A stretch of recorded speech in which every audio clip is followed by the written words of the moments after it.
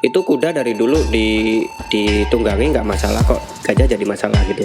Untuk bisa dilatih untuk bisa tunduk sama manusia itu dia harus disiksa dulu. Jadi di kaki depan, kaki belakang tuh dikasih tali kayak sapi kalau mau disembelih tuh Mas. Kerusakan atau akibat yang disebabkan itu minim, itu ada di pasal 302 KUHP,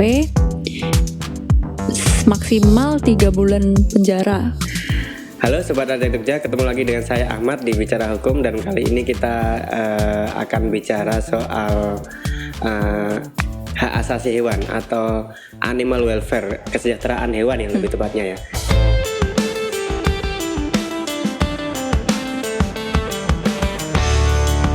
Nah, dan kali ini kita sudah kedatangan Yoel. Halo Yoel. Halo. Nah, ini mungkin sebelum kita masuk ke tema, kita ngobrol dulu nih. Penelitian yang sudah dilakukan apa aja? Oke, waktu S1 itu aku penelitiannya sampelnya doang sih Mas. Sampelnya dari orangutan. Kebetulan kalau anak S1 kan baru belajar penelitian ya. Jadi belum ngambil ya nggak se-expert yang selanjutnya lah. Jadi kita cuma ngikut apa yang project dosen punya gitu kan.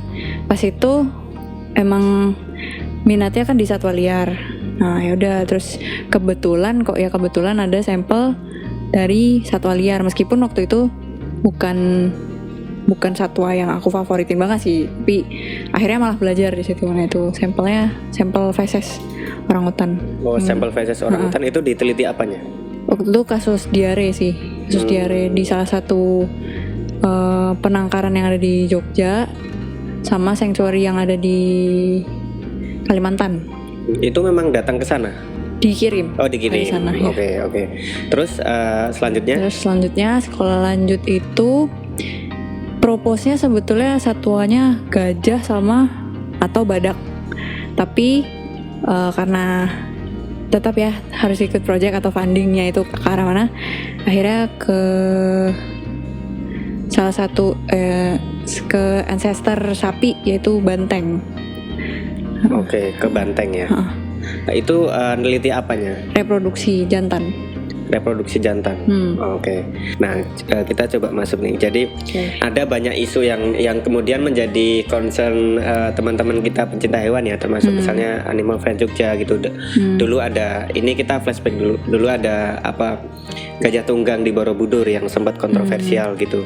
Kemudian persoalan sirkus yang emang sudah, kalau ini isunya udah milik bersama sih, sampai beberapa selebritis pun ikut gimana caranya sirkus udah nggak bisa beroperasi lagi lah gitu, kayak gitu. Jadi termasuk terutama lumba-lumba misalnya yang mereka dikirim pakai mentega katanya gitu. Oh, maksudnya biar di moisturizer. Moisturizer ya. Terus kemudian ada istilahnya ketek ugleng, topeng monyet misalnya mereka. Nah, tapi ada di Borobudur itu sempat mereka punya dalih bahwa gajah tunggang di sini nggak masalah karena di relief pun ada gajah gitu ditunggangin. Itu salah satu. Kemudian yang kedua, itu kuda dari dulu ditunggangi nggak masalah kok, gajah jadi masalah gitu. Nah, pertanyaannya adalah sebenarnya seberapa jauh hewan itu bisa dimanfaatkan untuk manusia, dan kemudian dan seberapa jauh juga itu sudah dibilang sebagai itu udah eksploitasi nih gitu. Oke. Ini aku menjawab bukan sebagai expert ya, tapi maksudnya aku pribadi aja. Ya, sama baca-baca juga sih. Kalau berkaitan sama relief, mungkin yang lebih berkapasitas orang-orang yang bisa baca relief gitu, orang-orang budaya atau apa gitu. Tapi kalau kasus yang di Thailand sih kemarin sempat cari-cari juga, nonton juga video gitu tentang gimana sih, kan itu sebetulnya jatuhnya ke wisata kan. Tapi dia tuh sebetulnya memperhatikan hewannya atau enggak? Maksudnya masa semata-mata entertaining human, ngasih amusement ke manusia, tapi hewannya nggak sejahtera. Menurutku itu ya aku against sama hal yang kayak gitu. Ya, jadi aku sini mencoba senetral mungkin, tapi mungkin sudah ada kecenderungan ya. Tapi ya kayak gitu. Jadi kalau sejauh mana sebetulnya aku nonton itu, terutama yang di Thailand itu kan gajah banyak banget ya. Dan aku nanya juga sama temen aku yang sempat kuliah di sana gitu. Karena yang sempat viral itu kan ada video yang nggak tahu sumbernya dari mana, diupload di YouTube. Gajah yang kecil, gajah yang masih usia muda, masih kecil itu in order untuk bisa dilatih untuk bisa tunduk sama manusia itu, dia harus disiksa dulu. Jadi di kaki depan, kaki belakang tuh dikasih tali kayak sapi kalau mau disembelih tuh Mas. Kayak mau diambrukin gitu. Nah, kayak gitu. Terus pakai yang alat ada ujungnya agak tajam itu. Nanti yang biasa di gajah-gajah tunggang, nah itu pakai juga dari dia kecil. Jadi tapi ya itu sama, maksudnya ketika di lapangan mungkin kita nanya, orang akan bilang ya kan maksudnya kita memperhatikan kok hewannya kayak gimana. Cuman ada video juga yang menunjukkan sisi gelapnya gitu loh, dan itu nggak 1-2 gitu, ada beberapa. Dan ketika dikonfirmasi langsung sama orang yang berkaitan, jawabannya akan tetap sama gitu. Jadi kalau dilihat dari situ sih, itu jatuhnya mungkin ya turis atau kita yang nonton pertunjukan itu di depan kita tanpa kita melihat di balik layar, ya kita melihat itu sebagai salah satu pemanfaatan, belum sampai eksploitasi. Tapi kalau kita lihat di belakangnya dan itu ternyata benar-benar seperti itu, menurutku itu udah masuk ke ranah eksploitasi. Dan aku sempat dikasih tahu juga atau baca, karena teman aku baca salah satu isu tentang kesejahteraan hewan, itu ada yang bilang gini, sebetulnya kalau di Indonesia kalau orang itu terbukti compromising kesejahteraan hewan itu, kalau kerusakan atau akibat yang disebabkan itu minim, itu ada di pasal 302 KUHP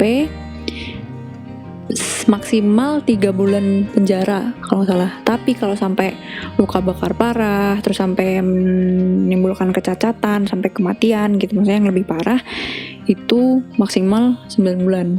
Tapi itu maksimal, maksudnya kesannya tuh kayak nggak setimpal sama suffering yang dialami kalau kita lihat dari video-video pas gajah itu ditangkap dan segala macam gitu. Tapi secara spesies memang gajah ini sebenarnya bisa atau mungkin nggak sih didomestikasi seperti halnya kuda gitu atau bentuk tunggangan lain lah seperti kerbau gitu.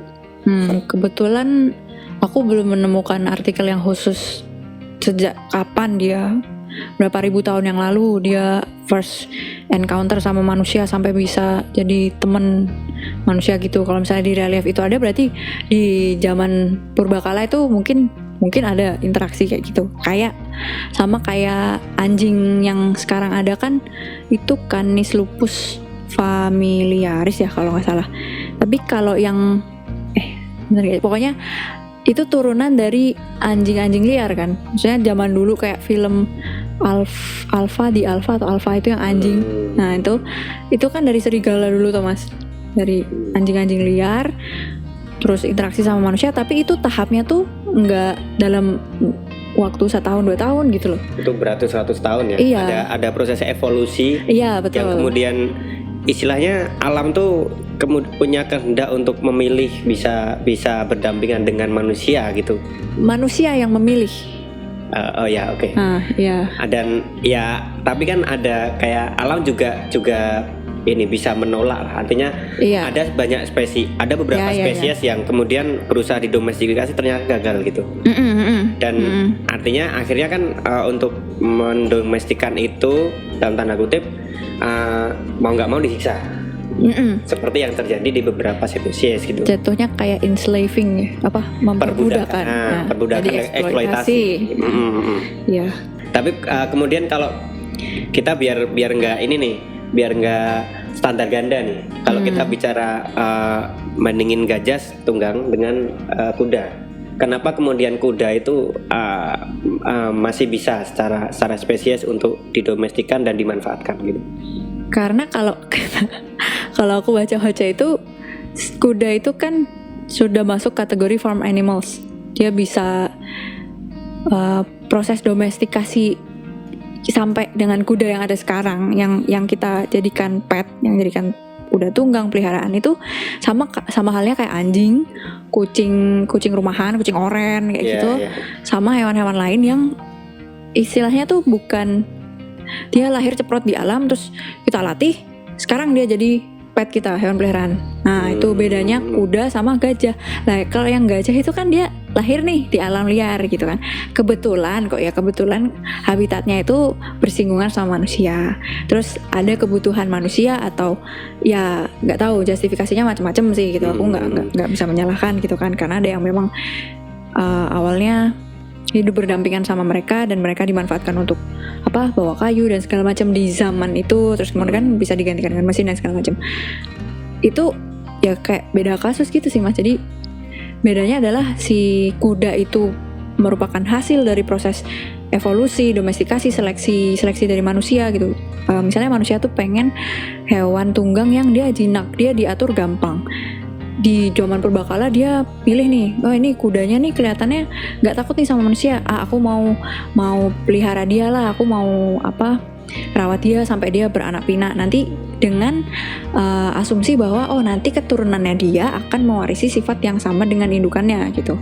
Itu terus itu diseleksi lagi, nanti misalnya punya 3 anak nih kudanya yang kuda liar zaman dulu gitu, terus ada 3 anak, terus ada 1 anak yang galak, wah ini agak susah nih, ya udah berarti 2 ini, terus cari pasangannya dari kelompok kuda liar yang lain yang kelihatannya punya potensi untuk dijinakkan gitu. Itu sampai turun sampai yang hasil yang kita punya sekarang ini tuh adalah hasil, tanda kutip lah, hasil akhir dari proses itu. Sampai batas mana sebenarnya hewan tuh terus bisa dimusnahkan gitu? Ada kasus-kasus ya, beberapa overpopulasi gitu. Misalnya ada di Gunung Tidar, kemudian ada juga di perbukitan Menoreh. Mereka tuh overpopulasi, kemudian di sekitar mereka memang sudah tidak ada makanan yang cukup. Kemudian mereka sampai menjarah perkebunan warga, kemudian sampai ke jalan-jalan, nyerobot makanan, monyet. Jadi solusinya sampai sekarang pun belum ada nih. Itu sudah overpopulasi dan kayaknya kalau mau disteril satu-satu juga PR banget ya. Karena mereka koloni gitu. Kayak sensitif sih kalau pemusnah. Iya. Tapi kan kita bicara hewan, mereka patut dilindungi, tapi di sisi lain ada kepentingan manusia yang ya manusia juga yang kita perlu perhatikan gitu. Kalau menurutmu sendiri gimana melihat fenomena itu gitu? Lumayan baru sih Mas, aku dengarnya. Kalau denger baru ya? baru overpopulasi itu. Yang biasa itu kan kayak kucing gitu, jadi kayak stray cat biasanya diambil terus disteril gitu. Ya itu inilah masih ada solusinya, masih bisa jalan. Tapi gitu. Itu pun banyak yang kontra, ya kan? Karena kontranya gimana? Ya kan ada orang yang punya pemahaman kayak ya sama lah kayak manusia, dia mau kawin kayak mau enggak, kayak itu ya sama aja gitu loh sebagai makhluk hidup gitu loh. Maksudnya kamu kan nggak tahu dia dengan kayak gitu apakah dia lebih sejahtera. Maksudnya pasti ada pros and cons. Nggak ada yang bisa jamin hewan kalau misalnya dia disteril terus itu kayak menghilangkan salah satu kodratnya sebagai hewan gitu kan, atau salah satu tanda alami dia sebagai hewan gitu. Nah kalau di kucing aja udah ada kontra kayak gitu, apalagi di satwa liar ya Mas ya. Iya sih. Tapi emang ada pernah nih katanya sih sempat terus pokoknya dibunuh lah. Sempat ada ditembak atau di apa gitu kan. Terus kemudian malah itu jadi ada serangan yang cukup brutal oleh mereka. Nggak cuma menjarah perkebunan tapi sampai ke rumah-rumah, sampai ngerusakin rumah gitu. Itu jadi alam itu dia nggak bisa diremehkan gitu artinya. Dan apalagi monyet itu kan hewan pinter. Betul. Jadi kan sama. Iya. Jadi katanya kalau di sana itu ini jeruk nih. Mereka nanam jeruk biar nggak dicuri monyet kan. Kan nggak bisa ngupasnya gini, terus kena mata gitu. Terus mereka ngupasnya gini. Sumpah. Iya. Jadi mereka tuh bisa nemuin cara gitu. Kalah manusianya kalah. Iya kayak gitu. Iya. Manusia. Kalau misalnya ada organisasi atau pihak yang berwenang ke arah kontrol populasi ya mungkin kemungkinan besar misalnya harus dimatikan. Misalnya nih pilihan terakhir harus dimatikan karena mau ditransportasikan juga mau ditaruh di mana gitu, apakah ditaruh ke jalan-jalan gitu terus kita hidup di ape planets gitu kan, planets of the apes gitu. Tapi kalau misalkan pun ya itu pilihan gak ada pilihan lain gitu, pasti dia akan memperhatikan welfare-nya. Misalnya dibunuh, pasti orang yang pro dengan welfare hewan nggak terima lah, udah dibunuh itu pasti udah nggak terima. Kalau kepaksanya dibunuh berarti dia harus sekali shot lah. Jadi tidak merasakan sakit lah. Ya. Nah, kalau bisa gitu kan. Tapi memang ini ya untuk menjawab itu memang harus ada penelitian mungkin. Harus ada penelitian ya minimal populasinya seperti apa dan kemudian apa yang kemudian sampai menemukan solusi itu penelitian bertahun-tahun mungkin.